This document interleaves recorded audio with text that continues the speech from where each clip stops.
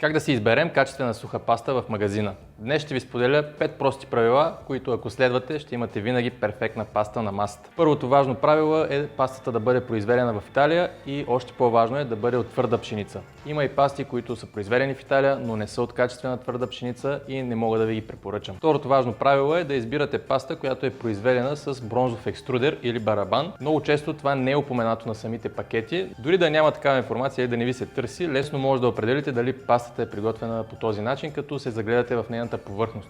Ако тя е набраздена и изглежда грапава, най-вероятно е така.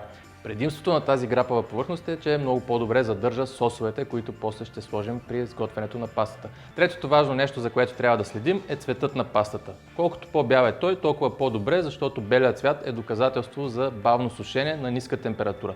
Колкото по-жълта е една паста, толкова на по-висока температура е сушена тя и най-вероятно са добавени подобрители, за да не се начупи от високата температура. Четвъртият фактор е времето за сваряване. Обикновено качествените пасти се варят между 10 и 15 минути и ако се чудите между два различни модела, по-добре вземете тази с по-дълго време на сваряване.